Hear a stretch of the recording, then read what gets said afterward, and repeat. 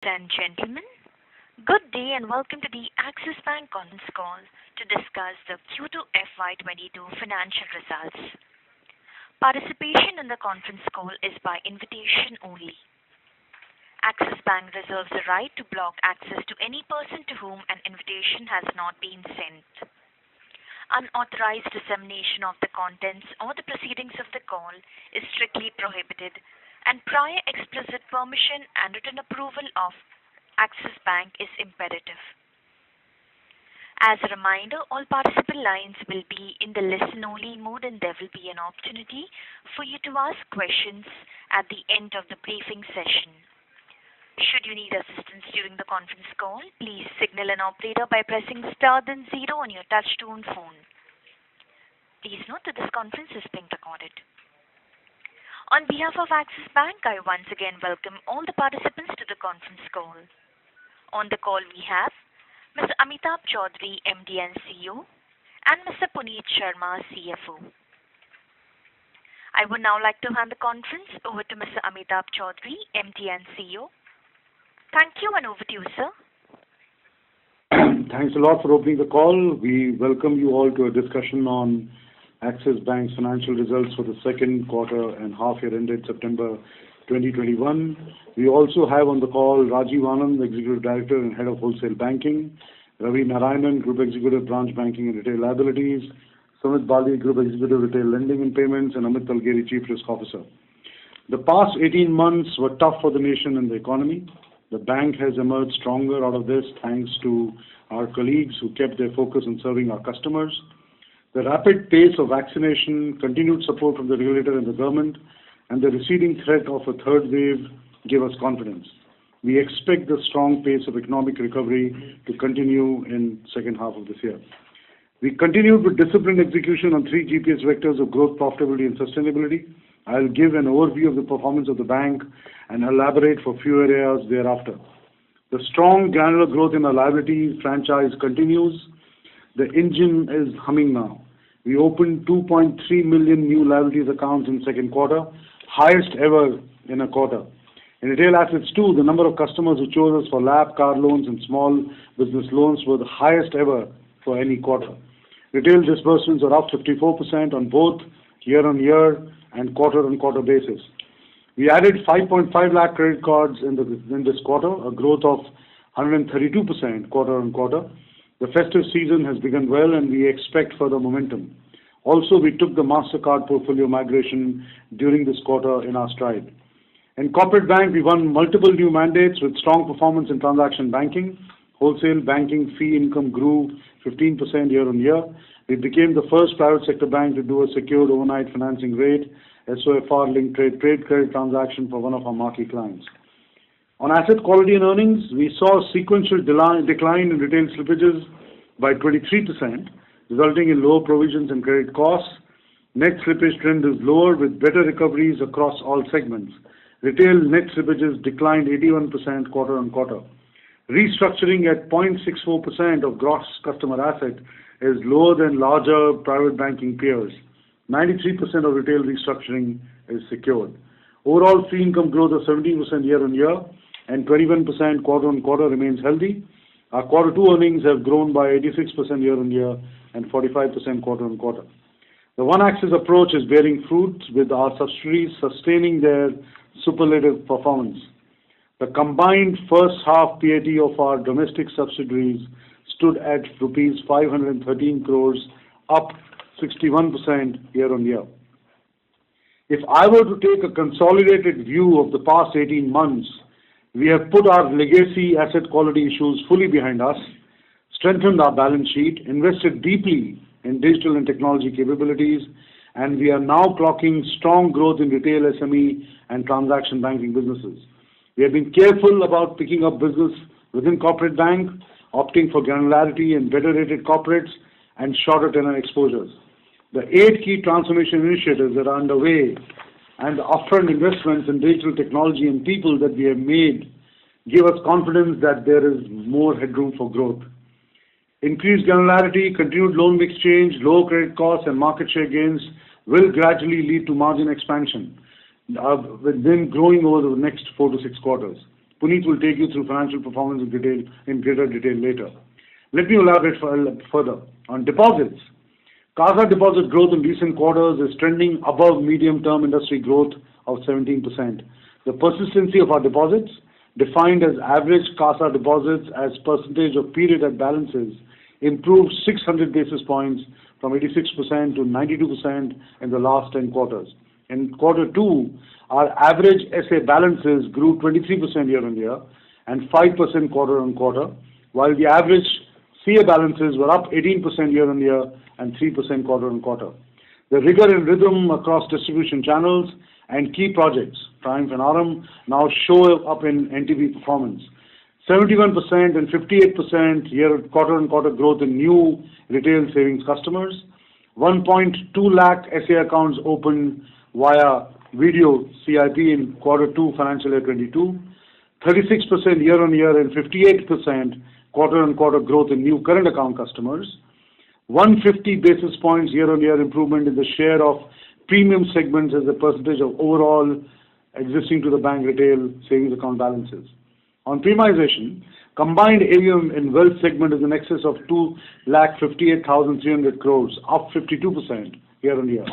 Burgundy Private now manages nearly 2,790 HNI families, up from 1,225 families last year. The total AUM here is in excess of 75,950 crores, up from rupees 34,591 crores last year. On retail assets, we have improved our straight-through journeys and reduced cycle times for disbursing to our customers. The business momentum has increased month on month, and we expect stronger second half growth. Demand for homes is back as interest rates continue to be low and real estate prices stable. Builders have reported reduction in inventory and a good demand for new projects. Our Asha Loans portfolio, which is the affordable home loan segment, crossed rupees 10,000 crores in the quarter. Auto loans have been hit due to supply side disruptions, but we continue to onboard new dealers in our dealer financing portfolio. The passenger car sales industry degrew by around 40% year-on-year, while we grew by 37% year-on-year in the month of September 21. Quarter 2 also witnessed growth in gold loans, working capital, farmer funding, and microfinance. Collection efficiency improved for this portfolio too. On credit card and payments, the Axis Flipkart co-branded card saw highest ever monthly acquisitions through Flipkart platform in September 21. We see growth continuing through both organic acquisitions and partnerships. On the back of increased card spends, the cards book was up 11% quarter-on-quarter. The Google Pay, Freecharge, and other partnerships are also contributing to the growth in new cards acquisition. Over 25% of cards sourced in second quarter were through known to bank channels as compared to 21% in financial 21. We also have few large partnerships in the pipeline that will add to this momentum. On Bharat Bank, our Bharat Bank focused 2,065 branches saw 45% growth in disbursements in quarter 2 financial 22. The rural deposits also grew at 19% over previous year. We have added new partners to create multiple agri-focused ecosystems. Our overall count of VLEs is at approx 19,500. Bharat is the big opportunity of this decade as the farm sector reforms, infrastructure investments, and digital inclusion story plays out in rural India. We have created a growth-focused Bharat Bank unit to build for Bharat. During the quarter, Manish Sharda joined us as Group Executive for Bharat Banking. Manish has over 27 years of rich leadership experience in financial services and has managed a company and large distributed teams. On wholesale banking, over the past 2 years, we have demonstrated industry-leading underwriting standards, deepening our talent pool in products and digital and focused on transaction banking, mid-corporate, government and MNC businesses. The corporate digital bank transformation program, Project Neo, that we initiated in April is starting to bear results. Our focus segments, mid-corporate and commercial banking business, grew 32% and 18% on year-on-year basis. They were up 10% and 7% on quarter-on-quarter basis respectively. The current account deposits from the commercial banking segment grew 10% year-on-year with 50% growth in average balances for new to the bank customer accounts, reflecting the quality of strong relationship-led franchise we are building. The asset quality and risk matrix have been better than our expectations here. During the quarter, large corporates continued to deleverage and working capital utilization levels remained below pre-pandemic levels. The overall corporate loan book therefore stood nearly flat on a year-to-year basis. Like I said here, before, we are investing in Project Neo to build a world-class digital corporate bank. There are over 70 colleagues working in 16 pods in an agile mode to deliver this. We saw strong digital adoption of corporate APIs with growth of 45% in this quarter. On digital, we witnessed best ever growth in our digital business this quarter. The number of customers acquired for the digital buy now, pay later product were up 14 times quarter on quarter. Our VKYC Insta Savings Account product crossed rupees 1,000 crores in savings account balances in less than a year of launch. On WhatsApp banking, we have now 1.9 million customers within 9 months of launch.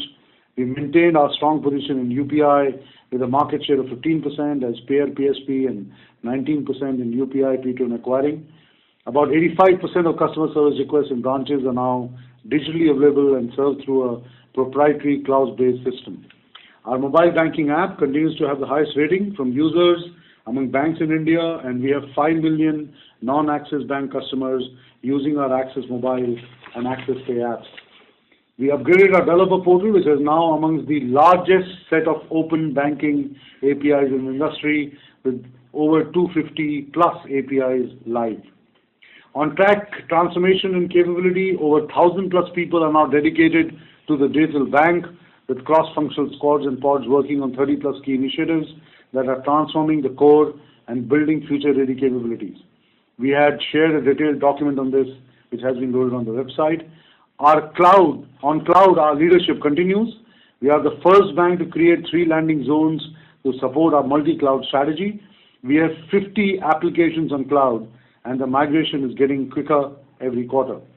We are leveraging our in-house product design and engineering teams to create proprietary digital products. We launched Jarvis, our in-house developed cloud-native API-oriented lending platform that powers the BNPL platform for us. We are working on Data Architecture 3, where we are building alternate data platforms to auto-underwrite the next 100 million customers. This will be critical when an account aggregator model picks up. We are also integrating unconventional and unstructured data for risk-moderated business expansion. The impact of these initiatives is already visible. We won the Best in Future of Operations Award at the first ever International Data Corporation Future Enterprise Awards. On ESG and diversity, we became the first financial institution in India to set up an ESG committee of the board, and we raised $600 million in India's first ESG compliant sustainable AT1 bond in the overseas market. We have made a set of commitments under the Paris Agreement to achieve the Sustainable Development Goals, which includes a target of incremental lending of rupees 30,000 crores over 5 years to sectors with positive social and environmental outcomes, incremental disbursements of rupees 10,000 crores by financial year 2024 for affordable housing and increasing share of women borrowers, reaching 30% female representation in our workforce by financial year 2027. The steps we have taken in diversity, equity, and inclusion are widely recognized as pioneering in India. We won the Leadership in Social Impact and the Leadership in Transparency Awards at the ESG India Leadership Award 2021. In closing, we believe consumer and business confidence will continue to trend upwards in the second half as the vaccination coverage rises and the economy opens up with pent-up demand and spends materializing. Pandemic notwithstanding, we continued our progress on our strategy in the past 18 months. We have sorted legacy book issues. Underwriting has stood the COVID test. Growth in multiple retail segments in quarter 2 was at all-time high, and credit costs are moderating fast. We have significant headroom for growth based on our distribution strength, continued digital leadership, the 8 transformation projects that are underway, and the business we are choosing not to pick. We are looking forward to the second half. Let me now hand over the call to Puneet. Thank you, Amitabh. Good evening, ladies and gentlemen. Thank you for joining us this evening. I will discuss the salient features of the financial performance of the bank for Q2 FY22, focusing on our operating performance, capital and liquidity position, growth across deposit franchise and loan book, journey of becoming a more prudent and conservative franchise, asset quality, restructuring and provisioning. During the current quarter, the RBI issued a direction that resulted in change in the classification and presentation of certain P&L items. These changes have adversely affected reporting revenue and profits and are marginally positive on credit costs. We request you to please see slide 69 of our presentation to better understand the impact. Our operating performance is healthy, reflected through continued build-up of granular fee and PAT growth. We continue to invest in the franchise to be able to capitalize on market opportunities once COVID stabilizes. Net interest income for Q2 FY22 stood at 7,900 crores, representing a YOY growth of 8% and a sequential quarter-on-quarter growth of 2%. NIMs for Q2 FY22 stood at 3.39%, representing a decline of 19 basis points YOY and 7 basis points Q1Q. NIMs on a YOY and Q1Q basis are impacted by product mix. For example, growth in our overseas loan book, interest reversals have impacted NIM on a YOY basis. Increase in LCR by 3% and 5% on a YOY and Q1Q basis has contributed to the NIM. Timing impact of our Tier 1 capital raise, market pricing pressures in the wholesale segment and mortgages business are the key contributors. Improvement in NIMs over the medium term will be driven by loan mix changes, continued improvement in low-cost deposits and the quality of our deposit franchise, and reduced share of RIDF bonds, which currently stand at 4% of our balance sheet size. We saw a strong growth in average CASA YOY and Q1Q, resulting in a decline in cost of deposits by 68 basis points and 9 basis points respectively. There is no incremental allocation of RIDF due to PSL non-compliance in FY21 through organic loan origination and PSLC purchases. Hence, we have moved on one of the structural drivers for NIM improvement. The bank has been improving the risk profile of its loan book. If we look at our NII as a percentage of average risk-weighted assets, it stands at 6.95%, improving 10 basis points YOY. Our fee income stood at 3,231 crores, growing 17% YOY and 21% Q1Q. 63% of our fees is from our retail business, the balance coming from the wholesale franchise. Granular fee is 90% of our total fees. We continue to see good traction in our CMS, Forex and trade finance businesses that have resulted in an 18% YOY and 15% Q1Q growth in non-credit related fees in the wholesale segment. Commercial banking fees grew by 6% on a YOY basis and 34% Q1Q. Fee on cards grew 19% YOY and 21% Q1Q. Fees from our digital channels grew 42% YOY and 39% Q1Q. Trading income stood at 473 crores, degrowing 36% YOY, mainly on account of lower government security sales and consequent profits. Other income stood at 95 crores, grew 24% YOY, basis post reclassification of recoveries from written-off pool to credit costs. Core operating revenue grew 11% YOY and 6.5% Q1Q. Operating expenses for the quarter stood at 5,771 crores, growing 36% YOY and 17% Q1Q. Staff costs increased by 36% on a YOY basis. The increase in staff cost is not comparable as Q2 FY22 has an impact of increments for 2 years. If you recall, we had offered increments last year effective 1st October, and this effect should neutralize itself from the third quarter reporting. We have added 10,322 people from the same period last year, mainly to our growth businesses and our technology teams.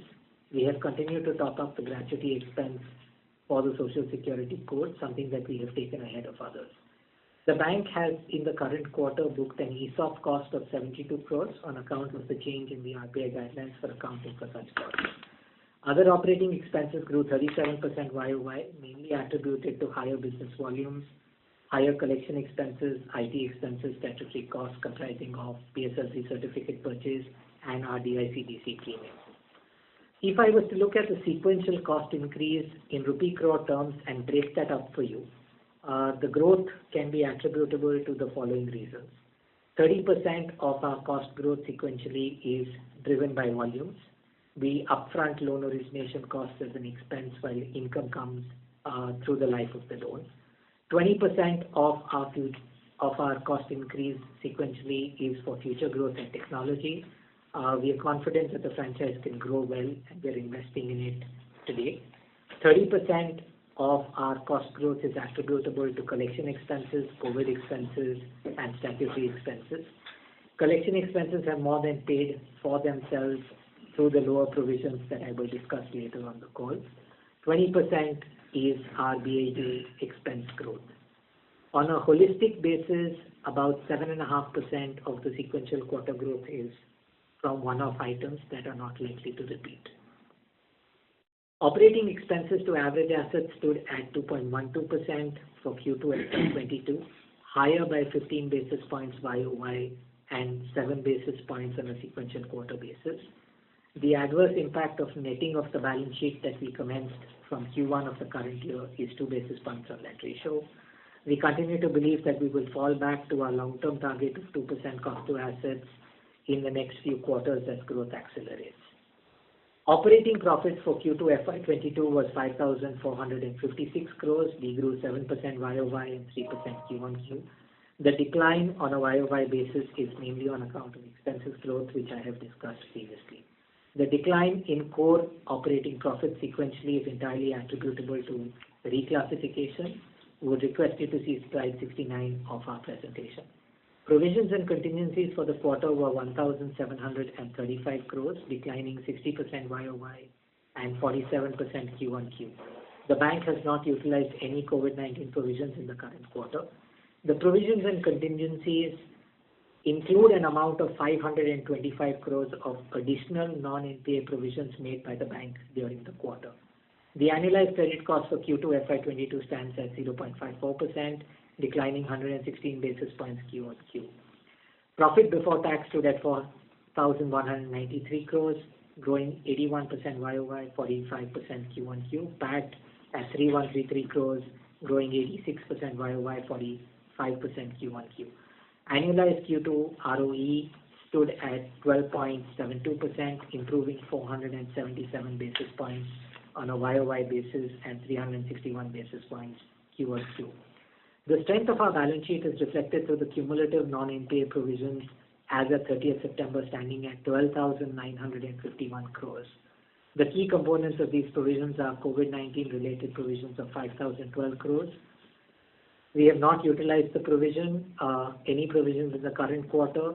The size of our provisions are not to be construed as our assessment of relative weakness of the quality of our loan book, but purely prudence-led provisions. Restructuring provisions of 1,455 crores are at first bucket NPA rates, translating to 24% cover, with 100% unsecured loans being fully provided for. Weak asset and other provisions stand at 6,484 crores. Our standard asset cover, which is defined as all non-NPA provisions by standard advances, stands at 2.11%, improving 6 basis points sequentially. Our provision coverage, all provisions NPA plus non-NPA divided by GNPA, stands at 124%, improving 617 basis points on a sequential quarter basis. The bank is well capitalized. We carry adequate liquidity buffers. Our overall capital adequacy ratio, including H1 profits, is 20.04%, and our CET1 ratio stands at 15.81%, improving 66 basis points and 43 basis points on a YOY basis, respectively. The prudent COVID provisions we carry as at 30th September provide us with an additional capital cushion of 67 basis points over and above the reported capital adequacy I spoke of. Our average LCR ratio for the quarter is at 120%. Our excess SLR stands at 85,580 crores. The risk-weighted assets of the bank as of 30th September 2021 stand at 62% as compared to 68% as of September 2020. This improvement in RWA is reflective of the quality of business being done by the bank. The bank has a call date on its Tier 1 capital falling due in the next quarter. If the call is made subject to prior regulatory approvals, the Tier 1 capital will have an impact of 58 basis points. Moving on to growth across our granular deposits, we prefer to focus on quarterly average balances instead of month-end balances. CASA grew 21% YOY and 5% QOQ. CASA ratio stood at 42%, improving 200 basis 201 basis points YOY on an average balance basis. CA growth was strong with 23% YOY growth and 5% Q1Q. CA 18% YOY, 3% Q1Q. Our term deposits on a quarterly average balance basis grew 15%, of which retail deposits grew 11% YOY and 3% sequentially. A large part of our incremental NRTD deposits over March 21 are LCR accretive and non-callable. Our focus on premiumization continues with 69% YOY and 9% Q1Q growth in quarterly average balances for our Burgundy and Burgundy private accounts. The NRI segment also witnessed a 19% YOY growth. Our salary segment QAB balances grew 13% YOY and 4% Q1Q. Our structured cadence between the corporate and retail teams is already in progress. We continue to leverage the wholesale banking relations to remain focused on increasing our share in top 100 marquee corporate names. Our focus segments comprising retail, assets, SME and mid-corporate segments have been our key loan growth drivers. Our overall loan book grew at 10% YOY and 1% on a sequential quarter basis. The composition of the loan book continues to remain balanced with 56% of the overall advances is retail, 34% as corporate and 10% as CBG. The book represents healthy characteristics with 80% of the retail book as secured, 86% of the corporate book being rated A and above, and the CBG book being well diversified across geographies and industries, 96% secured and 70% on shorter tenor. Retail disbursement grew 54% on a YOY basis and sequentially. Our branch sourcing of retail loans was 51% Q2 FY22. The number of loan accounts opened in Q2 FY22 across most retail secured assets like LAP, car loans, SBB, gold loans were the highest ever, while home loans Q2 was the second best quarter ever in disbursement terms. Home loan disbursements were 86% up YOY and 54% Q1Q, with SBB disbursements at 103 and 72 YOY Q1Q respectively. Domestic retail loans grew 15%, led by secured products like home loans growing 19% YOY, LAP 24% and small business banking 43%. Over the last couple of quarters, we have become more comfortable in growing our retail unsecured book on an incremental basis within our risk framework. Personal loan disbursements were up 72% YOY and 21% Q1Q. The credit card spends for Q2 FY22 were up 64% YOY and 34% Q1Q and were trending above pre-COVID levels. We continue to drive growth in cards and unsecured lendings via our known-to-bank and existing-to-bank franchise. With strong partnerships and huge KTB customer base of over 140 million customers, we intend to grow our unsecured retail loan book faster over the next few years. We continue to maintain our strong positioning in the UPI space with a market share of 15% on payer PSP by volume and 19% in UPI P2M throughputs. Our deep geo coverage stands at 2,065 branches, which Amitabh discussed earlier. Our progress on corporate banking is to build a profitable and sustainable corporate bank. Corporate disbursements were up 24% Q1Q and flat YOY. 93% of the incremental sanctions are A-. We remain focused on delivering higher loan growth from our chosen segments. The mid-corporate segment grew 32% YOY, 10% Q1Q. Our commercial banking segments grew 18% YOY, 7% Q1Q. These segments help us bring greater granularity to our books, reduce risks, and meet our ROC criteria. Our large corporate book, our letter of credit book grew by 48% YOY with a market share in foreign currency LCs up 63 basis points on a YOY basis to 9.4%. We continue to have a strong position in GST and RTGS payments with a market share of 9% and 8.1% respectively. The offshore assets grew by 42% YOY.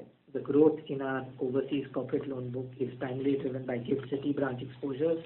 97% of our overseas standard book is India linked and 86% is rated A and above. Commercial banking disbursements rebounded strongly with a 76% Q1Q growth, aiding a loan growth of 18% and 7% YOY Q1Q respectively. Early results of our tech-led transformation on our commercial banking business is measurable through. CBG CAR deposits now contribute 24% of the overall CAR for the bank and grew 10% YOY, reflecting the quality of the commercial banking franchise we are building. Non-asset fees in commercial banking grew 17%. The depth of our CBG relationships is demonstrated by the fact that our commercial banking group contributes 19% of our Burgundy private and Burgundy account acquisitions. Our subsidiaries have delivered a strong performance. Overall, the H1 profit stands at 513 crores, 61% YOY growth. Axis Capital continued to maintain its leadership position in ECM, H1 PAT up 72%. Axis Finance over the last 2.5 years has been investing in building a customer-focused franchise. Its retail book grew 5 times YOY and now constitutes 23% of the book compared to 8% last year. Axis Finance book quality continues to be strong with near-nil restructuring and net NPAs at 1.3%. Its H1 PAT grew 84% to 138 crores and ROE stands at 18.5%. Axis Mutual Funds quarterly AUMs were up 52% YOY, driven by fund performance. Axis AMC's H1 PAT was up 60% YOY to 147 crores. Axis Securities added 0.12 million customers in Q2, up 43% YOY, PAT up 59% with an ROE of 42.4% for the quarter. We are seeing an improvement in our asset quality metrics and we have well provided for known stress. The gross slippage for the quarter was 5,464 crores, lower than Q1 FY22 by 16%. Retail and CBG gross slippages declined 23% and 46% respectively Q1Q. At the bank level, 28% of the gross slippages on a same account basis were upgraded in the same quarter as compared to 22% for the last quarter. On a segmental basis, the same quarter slippages and upgrades in retail were 31%, corporate 14% and CBG 46%. Therefore, it's better to focus on net slippages insofar as we are concerned. Further, 23% of the gross slippages are attributed to linked accounts of borrowers that were standard when first classified. Net slippages for the quarter are 707 crores, down from 3,976 crores, a 82% sequential quarter decline. The net slippage ratio for the bank on an annualized basis stands at 0.46%, improving 214 basis points quarter on quarter. The asset quality on the wholesale business is holding up well with a net slippage of an absolute rupees 26 crores on the size of book that we run. Net slippages for SME book are negative for the quarter. We have negligible restructuring here and that has not contributed to the lower net slippages. Net slippages in retail stand at 697 crores, down 81% sequentially. The net slippage ratio on an annualized basis stands at 0.83%, declining 370 basis points quarter on quarter. On the collections front, check bounces remain marginally elevated in Q2 FY22 as compared to pre-COVID levels. Our concerted collection efforts and investments in collections has resulted in demand resolution for the retail portfolio in the month of September being 98.8%, which is better than levels we saw pre-COVID. This is a key trend we continue to remain focused on. Recoveries from written-off retail accounts in Q2 FY22 is 64% higher than Q1 and has been the best quarter in the last 18 months. We expect the second half of the year to have lower net NPA additions as compared to H1 FY22, given the collection intensity and moderation of delinquency outcomes. The intensity, length and time and government policy action emanating from a COVID wave 3, if any, remains a key monitorable. The bank has undertaken prudent, limited and largely secured restructuring. The outstanding implemented fund-based restructuring 1 and 2 stand at 4,342 crores, representing 0.64% of our gross customer assets as of September 2021. Invoked but pending implementation COVID 1 and 2 restructuring stands at rupees 118 crores or 0.02% of our GCA. Hence, in aggregate, COVID restructuring will not exceed 0.66% of our GCA, which we believe is lower than larger private sector peer banks. 96% of loans restructured under COVID 1 and 2 are standard as of 30th September 2021. 93% of retail loans restructured under 1 and 2 are secured. The LTVs of secured loans range from 40% to 70%. On a segmental basis, COVID 1 and 2 restructuring on loans is 0.68 on the wholesale book, 0.8% on the retail book, and 0.02, which is near zero, for the commercial banking book or the SME book. We were able to upgrade 501 crores of restructured pool 1 and 2 that was NPA as of 30th June to standard as of 30th September. The linked non-fund-based exposure on restructured loans is 1,002 crores.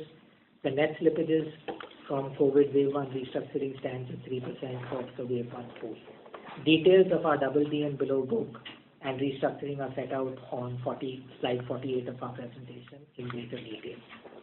The fund-based investment and investment BB book stood at 7,307 crores, declining 1,370 crores on a quarter-on-quarter basis, which is a 16% QOQ decline. The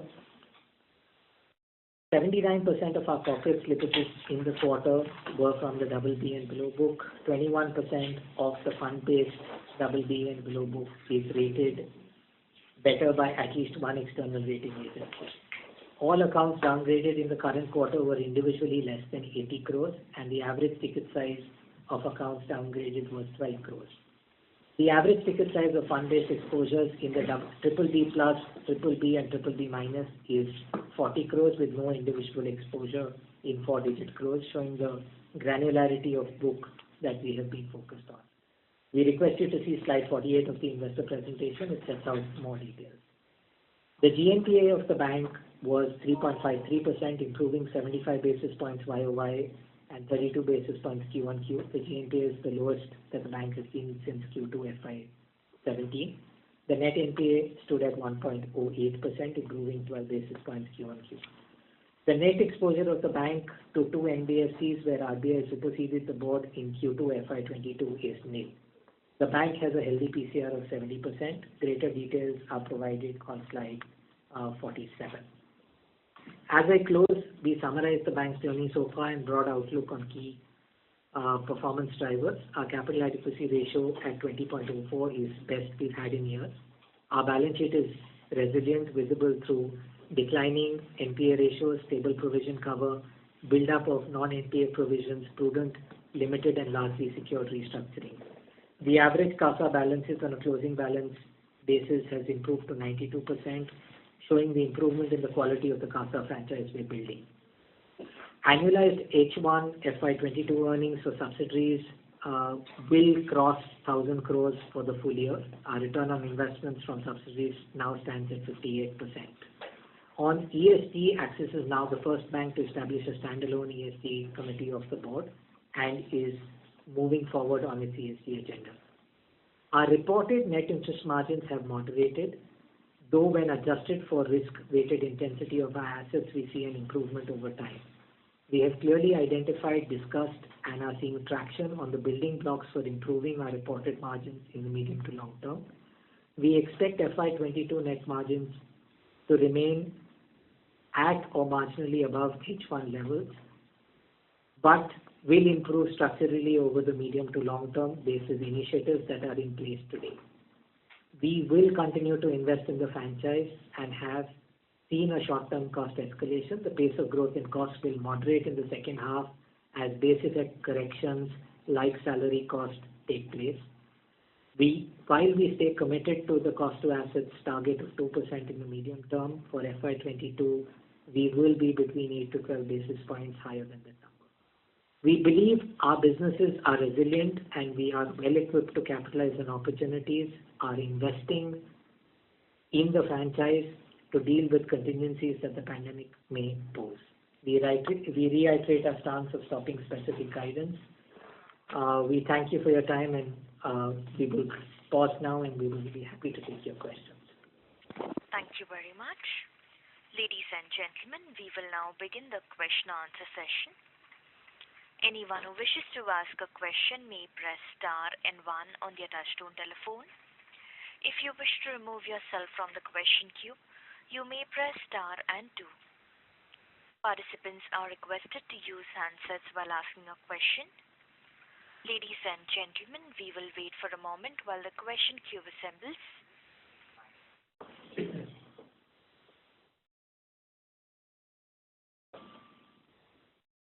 The first question is from the line of Abhishek Murarka from HSBC. Please go ahead. Yeah, hello, good evening. And thanks for giving me the opportunity. So 2 or 3 questions. One, on growth. So your commentary is pretty strong, and I'm looking at the corporate portfolio, which has declined about 4-5% on a QOQ basis.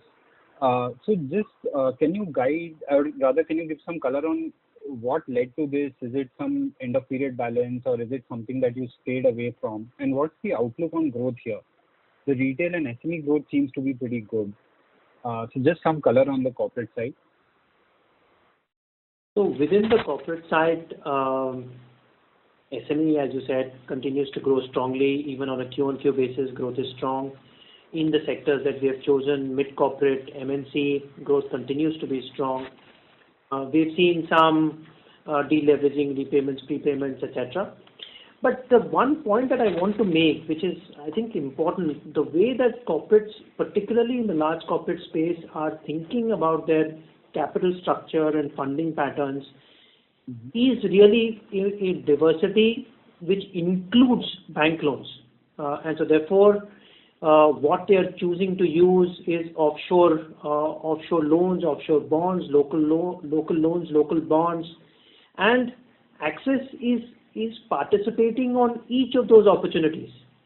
Not all of those opportunities may convert into loan growth at a point in time, but most important, it will ensure that we are engaged with the customer across the capital structure, and will obviously ensure that we are driving fee incomes, etc. Our preeminent position on the DCM side is well known. We've been around for the last 13 years on the debt capital side. We have a very, very strong loan syndication book, and we are now the only Indian bank that is focused on the offshore debt capital markets as well. And we've had a fair amount of success within this space. So the way to think about loan growth is, I think one needs to look at it on a much wider basis, particularly in the large corporate space, as if one wants to engage with a set of customers that we have chosen to engage with. So incrementally, this book, when does this book start expanding? As in, and what are the particular opportunities you see out there? Because I believe private capex is still, a bit far away from picking up. So I think what happened in the first half of the year is, I think what I'm fairly certain about is that the capex cycle has bottomed out. We would have probably seen a stronger capex cycle at this point in time, but 2 things have impacted that: wave 2 and the probability of wave 1. I mean, there were various news reports that wave 3 would hit us in October, November, December, has probably held that back. As also, whether the festive season will bring the kind of demand that we expect, were some of the reasons why perhaps the capex cycle has got postponed by anything between 6 to 12 months. But I think what one is certain is that the capex cycle has bottomed out, and we should certainly see that begin to kick in. There are various initiatives, the National Monetization Program, PLI schemes. We are seeing small levels of capex in chemicals, in steel, in cement, and so on and so forth. Some of that is also being funded by internal accruals. We are also seeing that corporates at this point in time are preferring to deleverage, use their own cash flows to support capex, but I think it's just a question of time before that begins to kick in. 2 is, you will hear commentary from Puneet, and you've already heard some of that, is that the festive demand has been fairly strong. And what that means is that the working capital cycles, which hitherto where utilization of our working capital lines were relatively weak, we think that will start to pick up in the second half of the year as well. We are also, I think, Puneet mentioned this point about the overseas book growing. I just want to reiterate that a few quarters ago we mentioned that the overseas book will be only focused on India-linked names.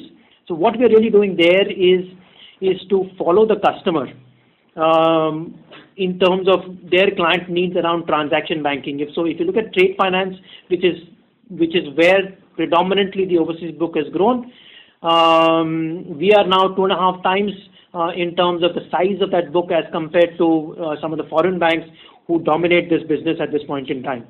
We are getting increased franchise breadth, depth of client conversations, and cross-sell opportunities across transaction banking as a result of the growth in our overseas trade finance book.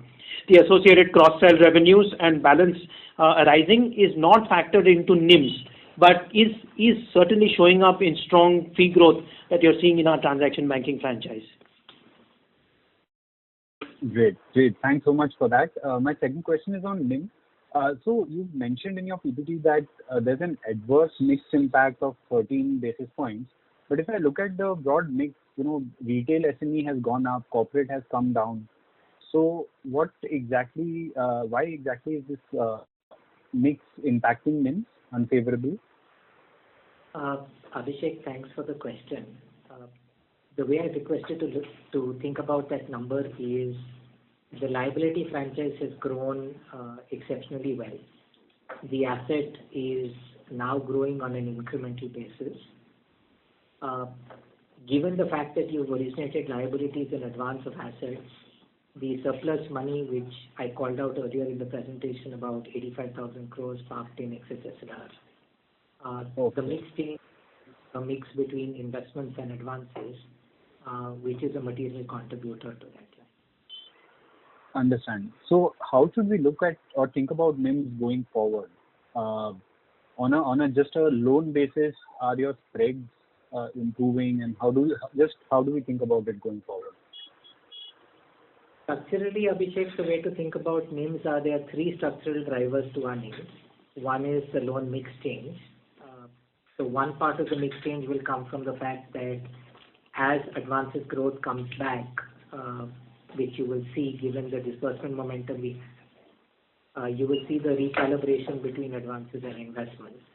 So that Right. should aid NIM coming back. The second bit is we have improved the quality and the percentage of our low-cost deposits.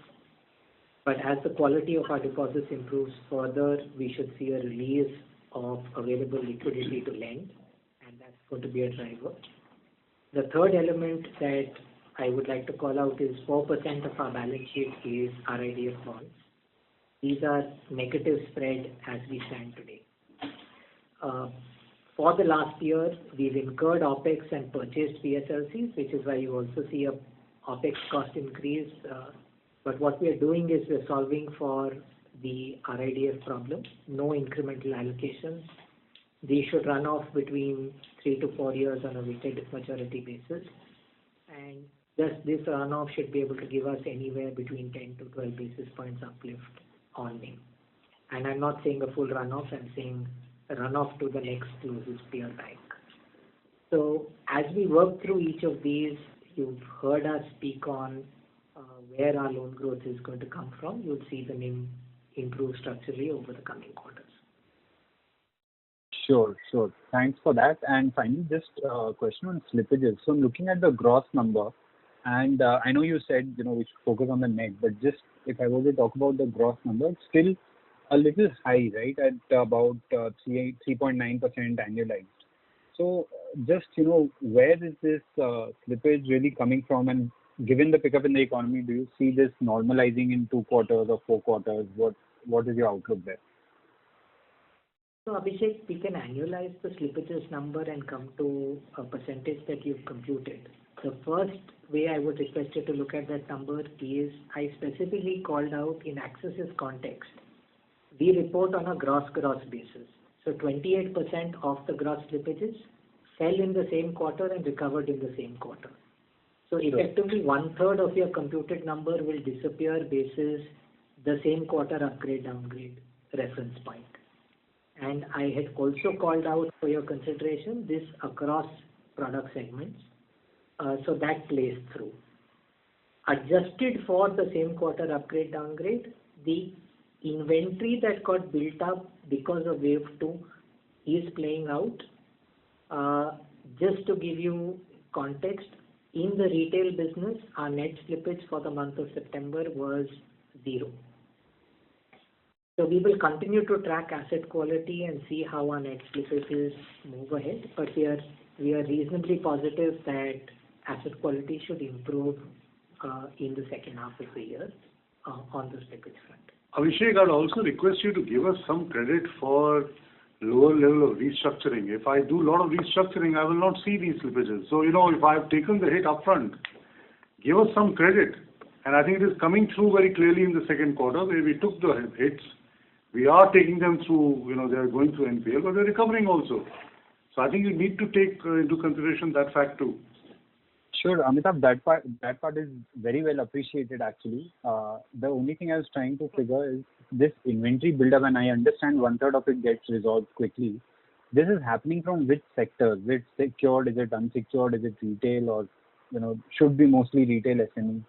So I'm just trying to figure out where it's coming from. So net slippages on the wholesale and SME segment is near 0.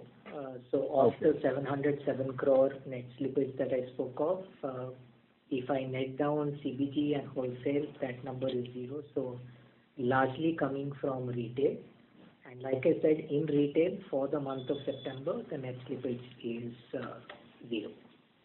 So the 707 is a build-up of July and August numbers. Yeah, I mean, it has the flow through coming from wave to COVID, right? So Yeah. Sure. Thank you so much for answering those questions and all the best for the coming quarters. Thank you. Thank you. The next question is from the line of Gautam Jain from GCG Financial. Please go ahead.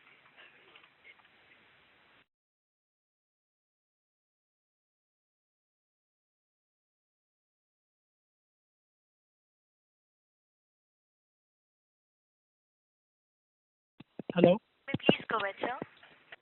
Yeah, my question pertains to your one-off OPEX. You did mention there is a one-off in other expenses. Can you just elaborate in the absolute number? What was that? So I said the one-off OPEX, Gautam, thank you for the question. What I called out was 7.5% of the sequential quarter OPEX growth was on account of one-off items. The one-off items are in the nature of catch-up on ESOP cost. We made the district tier 1 bonds in the current quarter, where expenses on fundraising are charged to our P&L upfront. We do not amortize it over the life of the bond. So those would be one-off items that are not likely to repeat, and that constitutes about 7.5% of rupee crore expense growth in the quarter. Okay. And my second question pertains to the credit cost. You did mention that credit cost in the second half will continue to fall. But can you just give us some qualitative comment on credit cost going forward on a sustainable basis? Would it be 1% or around 1%? Your comment would be appreciated. So Gautam, we don't specifically guide on credit costs on what it should be. The way we have structurally driven our balance sheet and created prudent provisions and provided for seen risks, we believe that we have come to the end of our wholesale credit cycle, so there should be a moderation from our long-term average. We don't offer a specific guidance on what that number would be for the next quarter or the next financial year. But I look at your contingent provision compared to your peer banks. We have the highest provision to our loan book. So if we don't see slippage going forward in next 2-3 quarters, will there be a case of some reversal in the provision, what we provided already?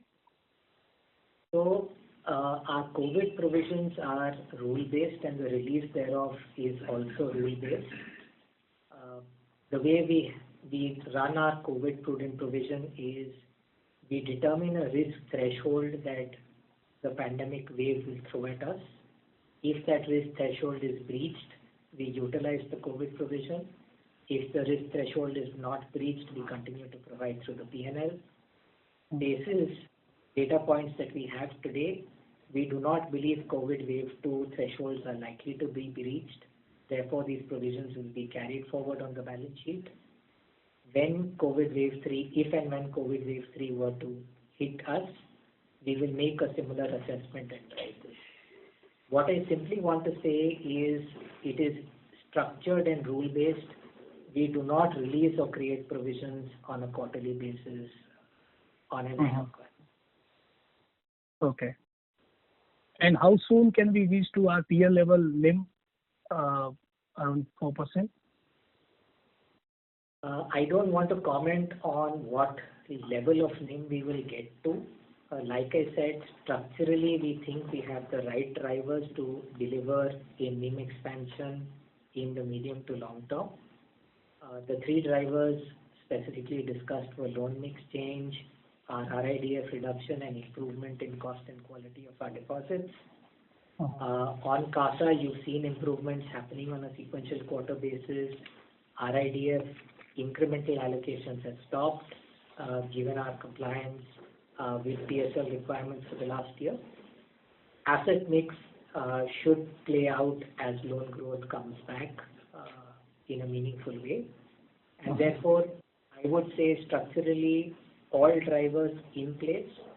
NIM journeys are multi-quarter journeys, but you will see us making the right directional improvements in the coming quarters. Okay.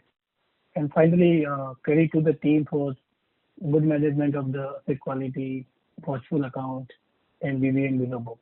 Thank you so much. Thank you, Gautam. Thank you. The next question is from the line of Mahrukh Adajania from Elara Securities. Before that, I'd like to remind all participants, please limit your question to 2 per participants only. Thank you. So my first question is on credit cost. So of course there was a fair bit of discussion earlier on this, but the specific credit cost is down to 60 basis points, which is lower than the long-term average as well. And at some point in time, we'll be drawing down COVID provisions. Maybe next year, may not be this year. So are we likely to see quarters of negative credit costs? And is this, have credit costs bottomed out, or they'll remain specific credit costs? Has it bottomed out now, or is it going to remain volatile? Because it has corrected more sharply than other banks, which is why I'm asking. So Mahrukh, thank you for your question. Again, the way I'd like you to think about credit costs in our context is we consciously took the decision to recognize pain early, and therefore we believe that should get us out of an adverse credit cycle early. Where we have restructured, we've ensured provisions cover us for first bucket NPA provisioning. To your point or observation on COVID provision release over the next few quarters, I will reiterate the comment I made earlier. The COVID provision is rule-based. Basis the risk outcomes, we do not see a release of that provision, at least for COVID wave 2, basis data points visible to us today. We will continue to watch if there is a wave 3 or an impact thereof. The way I would request you to think about our credit costs is in a 3-pronged manner. One is, let's start with our long-term average credit cost. We have moved to a provisioning level that is about 15 to 20% higher than historical provision covers that we ran. So you should see a marginal uptick from the long-term average credit cost because just the prudence that we built around our provisioning rules. You will see an improvement from the long-term credit costs on account of the fact that our wholesale lumpy book is now granular and the underwriting quality is much better. Structurally, as we do a little bit of more unsecured business priced for risk, the income comes above the line and the risk comes below the line. But adjusted for risk, this business will be profitable, but you will see a uptick as we recalibrate from the 87% secured to 13% unsecured disbursement mix structurally as we move forward to a range of 80-20, 70-25, 75-25. So very difficult to give you a precise number on where the credit cost will be, but I think the improvements both in underwriting and portfolio quality are visible on our balance sheet. Sure, thanks. And could you please quantify the mandatory? So of those provisions of 129 billion, what would be the mandatory general provision? Because I can't tally the amount. Yeah. The standard as RBI provision number, if you can just give me a couple of minutes, I'll come back to you and give you that response. Sure. We could move to the next question, but Mahrukh, I will answer that question in the course of the call, please. Sure. I have just one more question, and again, it's on loan growth, though you explained before. But the loan growth has lagged most other private banks. And of course, there has been a change of loan base. There has been a change of approach for you. But what is so risky that you are seeing that other banks are not seeing, especially in the corporate segment? Because that is one area where probably loan growth is slower, and even in some other segments. So what really explains the consistent difference in loan growth between you and the private banks, say for the last 3 to 4 quarters? So Mahrukh, I'm not worried about that difference. If I want to bridge that gap between us and the peers at a price, it is very easy to do. So therefore, as long as it's meeting our underwriting standards and pricing standards, we will certainly put on those loans. Maybe they are not risky, but maybe the pricing doesn't work for us, which is why some of the stuff we've walked away from. But like I said, what is important to us is the depth of the franchise, right? I mean, there is so much more that we're doing with our customers. We're adding new customers within the wholesale and CBG franchise.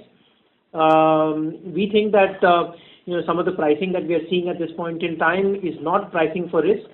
So we are willing to wait it out. I mean, you've seen, for example, on our CBG book, we were pretty much flat for a couple of years. We are now much more comfortable with that book, and you're seeing growth.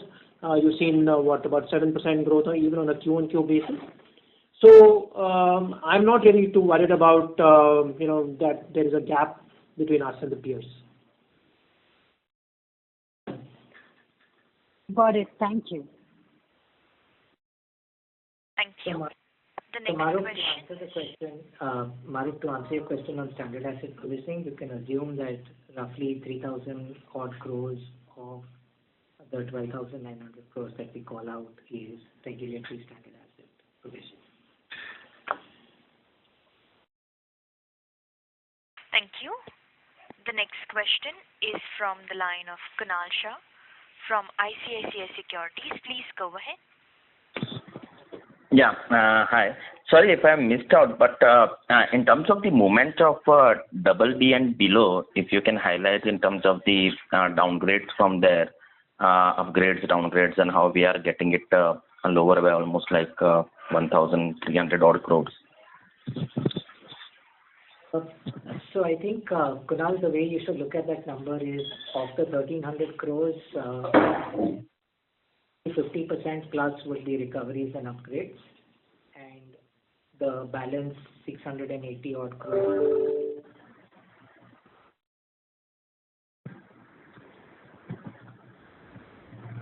Hello?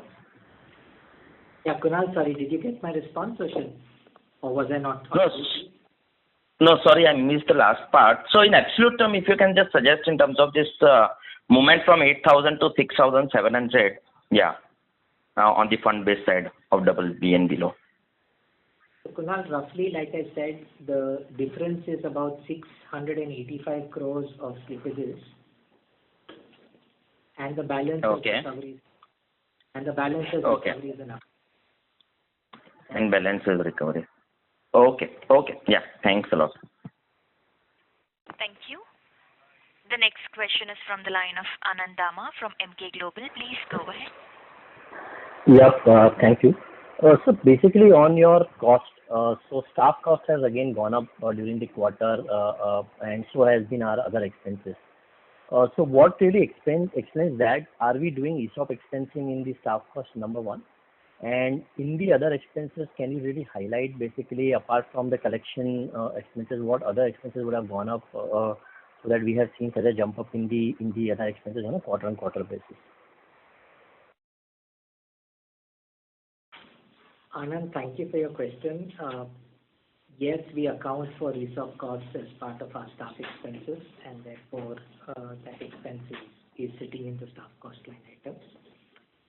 The overall increase in staff cost, as I said, is we feel confident of emerging stronger post-pandemic. So we've added close to 10,000 people to our core growth businesses September 20 to September 21. So that's about 10,000 people added to the franchise for our growth businesses across liabilities and assets. In terms of the sequential quarter growth in expenses, 30% of the expense growth is volume-led. You've seen our disbursements are higher as business momentum comes back. The expense loan origination cost upfront, so that causes an expense escalation. 20% of the increase in expense is attributable to future growth and technology. We clearly have a large technology agenda that we are driving. And 30% of the growth is attributable to collections, COVID, and statutory costs. So the balance 20% is BAU cost increase given the franchise that we run.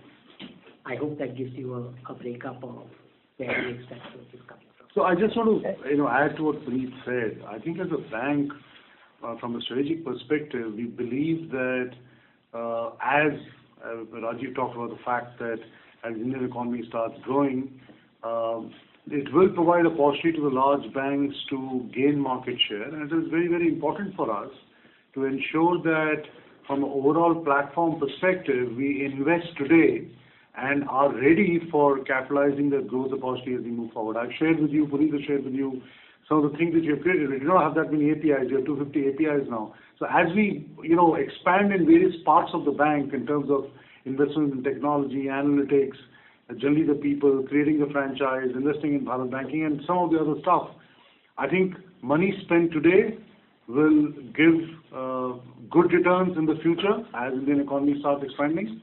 Yes, it means that our expense ratios are looking a bit higher today, but we believe they will moderate in the future, and hopefully the returns will also come through in the revenue line quickly. So that's how we are driving it, and that's why when you kind of break it down as Puneet has shown, you will see that some of it is obviously BAU, but some of it is related to obviously investment for the future, and some of it is one-off or more base effect impact.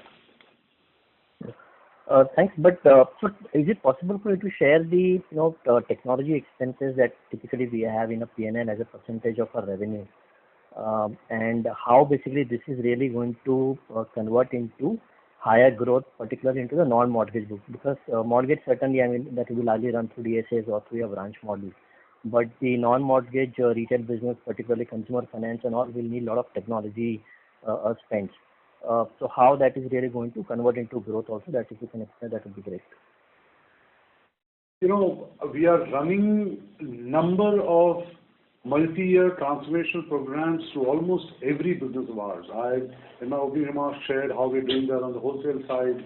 We ran a similar project on the CBG side. We're running a couple of those projects on the retail liabilities and the asset side. And it does not stop here. We're looking at architecture. We're looking at how the employees can be enabled. And so there are many, many transformation programs going on in the bank. And they are multi-year. They're not 6 months, 9 months. It will take 3 years for us to land those programs completely. So as we do that, technology obviously is a very, very important component of it. The question we are asking ourselves is not only to be best in class, but look at things globally and see what is the platform we create which can take on some of the global practices. Now, we cannot say anything beyond that at this point because it does not make any sense. We have to show you the revenues coming through, and then we will talk about it as to what exactly we have done. But I just want to assure you that the bank is working on, and we have shared some of those transformation projects with you, working on many transformation projects across various businesses. Our technology spend we shared with you is up 78% over the last 2 years. And that should give you a sense that the spend on technology has gone up significantly. I shared with you that now 1,000 people are working on digital banking. So obviously this needs expenses, this needs people, and obviously this leads to higher cost to asset ratio, whichever way you want to look at it. But we believe that given how we are catching up and in some areas going ahead of the others, it will start reflecting in our business and our revenues and our numbers. Yeah, hope that happens pretty fast. The last question is that we had one of our ED retiring. Any replacement that we have worked out about that? We are not planning any replacement at this stage. The portfolio will be distributed amongst various senior leaders of ours. As again, I have been sharing that we have not only at the ED level, while one of them is going, we have very, very smart, young and senior leaders at our group executive level. I was sharing with someone that at the group executive level, we have 3 people who are ex-CEOs of pretty large organizations. There was someone who was the ED of a large mid-sized bank. So we have very, very strong leadership available at the next level from ED, which is the group executive level, and all these people are part of Mancom. Over a period of time, obviously, we expect some of them to move up, but at this stage, we are redistributing the portfolio. By the way, those internal changes have already been announced. Okay. So we will operate with a one ED at this point of time. Yes, sir. Thank you, sir. Thank you. The next question is from the line of Rakesh Kumar from Systematics Group. Please go ahead. Yeah, hi. Good evening. Can you hear, sir? Yes, please. Go ahead. Yeah. So my one question is related to the loans priced on external benchmark. So among the last 3 banks, we are on the lowest side, and the progression also, if we see from the March end to September end, the progression is also quite slow. So is it that just to protect margin, we are not progressing very fast on that front? What is the reason there?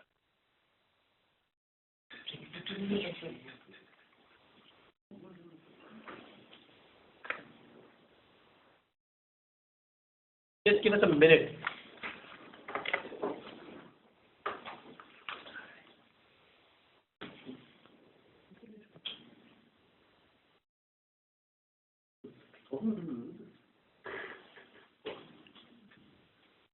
What the regulator has said is that incrementally all retail loans and some of the SME loans need to be externally benchmarked. So that's done. And obviously we are in compliance with that. If the question is there is still some stuff that is at base rate or MCLR as the case may be, why is that not moving? There is a concerted conversation that is on with the consumer, with the customer, and some of these customers have made the choice of staying either with base rate or MCLR as the case may be. Because remember that external benchmark rates are good on when rates are going down, but when rates are going up, it will go up as fast because market rates typically will move very, very quickly, and in that sort of an environment, EMIs will get repriced, will increase quite sharply as well. So therefore, some of the customers have chosen to be either at base rate or MCLR as the case may be. So not sure what exactly the point that you're making. So the first point is that, if you see that in case of, say, ICICI Bank or some other large bank, they have got close to 50% of loans already linked to repo, and we have got close to around 31%. So, is that a lower loan growth for us? That is the reason that, in those segments where it is mandatory to, price at EBLR, there we are not witnessing the growth. Is that the reason?